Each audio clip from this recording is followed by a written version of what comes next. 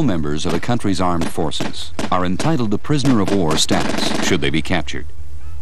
PWs are permitted to keep their personal equipment such as NBC gear, steel helmets and flak jackets, uniforms including rank badges and identity tokens, and minor items of a personal nature. As soon as practicable, a tag is initiated by the capturing unit, which includes a listing of all documents and equipment found on the PW. After being disarmed and searched, the PWs and their confiscated equipment are sent back to the unit PW collecting point in the A2 echelon area. Units are responsible for feeding, transport, and general care of PWs while they're in their custody. Where possible, PW officers, non-commissioned officers, and other ranks should be segregated from time of capture, and their silence must be enforced. This ensures that prisoners do not warn or influence others to attempt to escape, commit suicide, or not to respond to questioning. Female PWs are segregated from male prisoners and are to be treated with the respect due their gender. They will not be stripped or searched by or in the presence of males.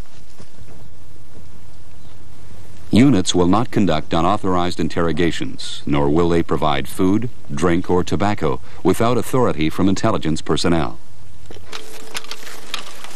PWs will be evacuated from the forward battle area as speedily as possible so as to permit relevant and timely interrogation and to meet the requirements of the Geneva Conventions. A PW collecting point is established by the Brigade MP platoon, just to the rear of the forward battalions. It's located near the main supply route to permit easy access by rearward moving vehicles. The collecting point involves a segregation area, some rudimentary shelter, and possibly an interrogation area. The capturing units deliver prisoners along with any personal property, maps, papers, photos, letters, documents, etc., taken from the PWs. All seized property is listed and placed in a container bearing the prisoner's name and PW tag number. Large sums of money or other valuables will be passed on to the field cashier, and a receipt for the items will be given to the PW. The military police are responsible for the custody and administration of PWs from the time they're handed over at a brigade collecting point, during evacuation to the division PW cage, and on to the Corps holding area, and to base PW camps. Escorts and guards are normally provided from within MP resources, although units may be called upon to assist as required.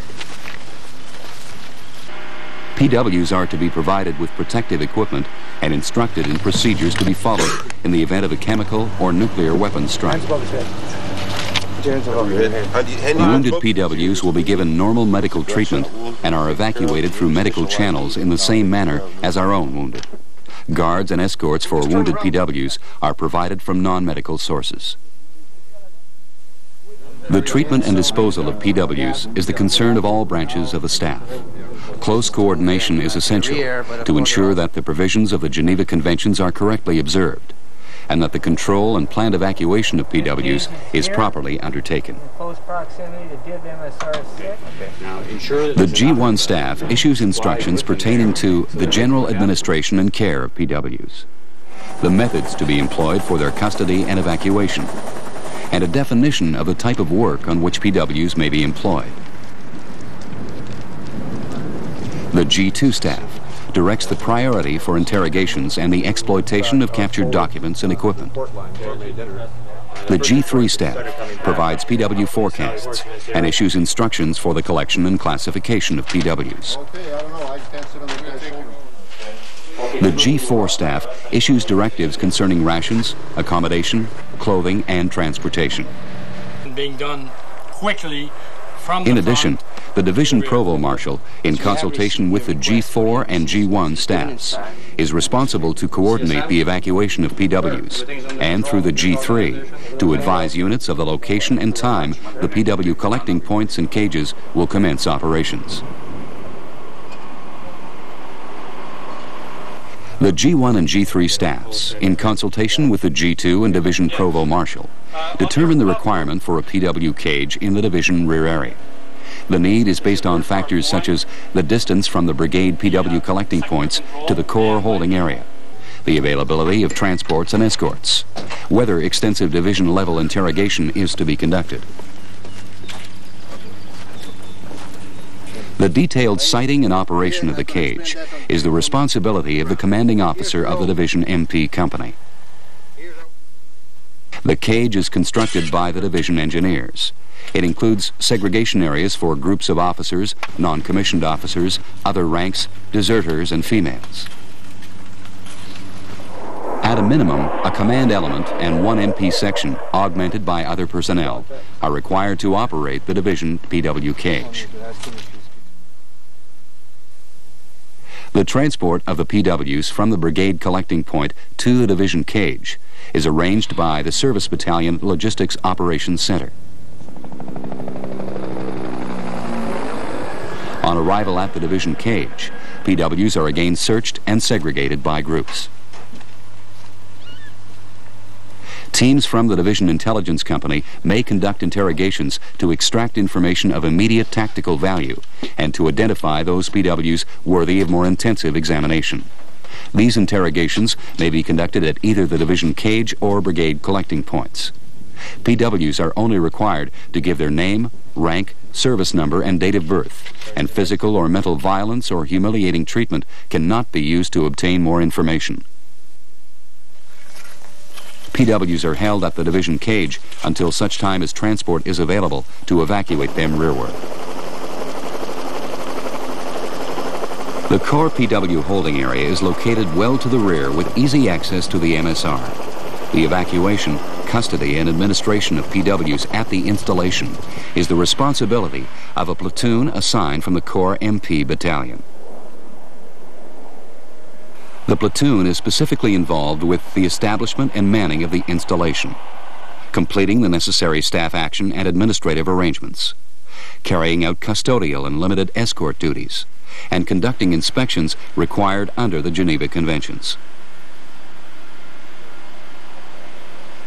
An interrogation center is established by the Corps Intelligence Battalion near the facility. The officer commanding the center is responsible to strictly enforce regulations pertaining to the conduct of interrogations and the treatment of PWs. He supports and controls the activities of the interrogation teams and initiates the necessary liaison with the Corps G2 staff, the Intelligence Collection and Analysis Center, and his battalion headquarters. The interrogation center is organized into a command post for the direction and monitoring of the interrogation process, including the flow of PWs and dissemination of the intelligence. A support cell, which conducts research, collation, and analysis of information or intelligence required for the interrogations. A preparation area, where the PWs are readied for questioning. And an area where teams conduct all interrogations. The intelligence interrogation teams monitor the PWs prior to interrogation and develop a method of approach which is coordinated with the intelligence support cell. They conduct the questioning, prepare reports, and review them with a representative of the support cell and the OC of the center. These teams process the prisoners as quickly as possible and advise the MPs of any individuals who merit special attention.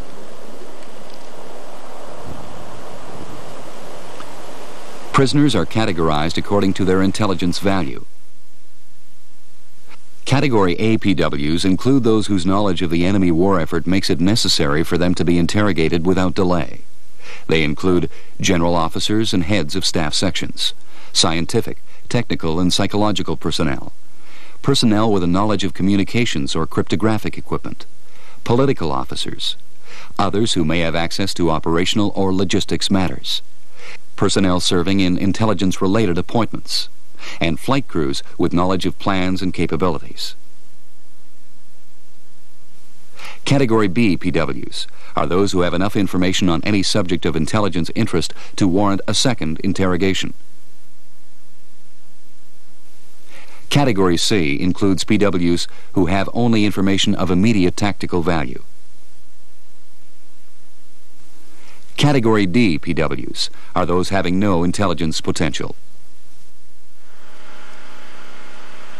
The main principles to be observed in evacuating PWs are to always treat and handle them correctly and to minimize their exposure to unnecessary hazards, and to move them rearwards as rapidly as interrogation and transport availability will allow.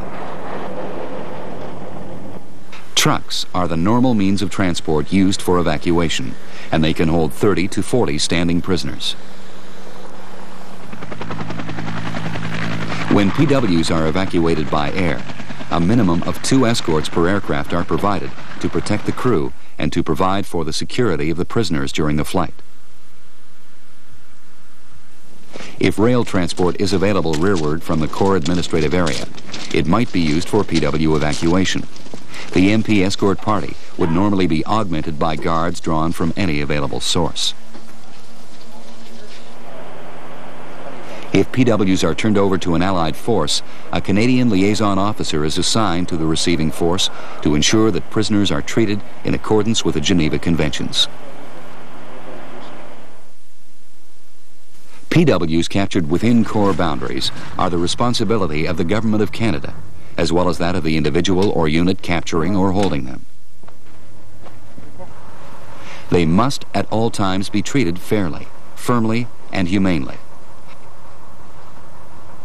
It should not be forgotten that the enemy's treatment of our personnel who may be taken prisoner may largely depend on how we treat our captured enemy soldiers.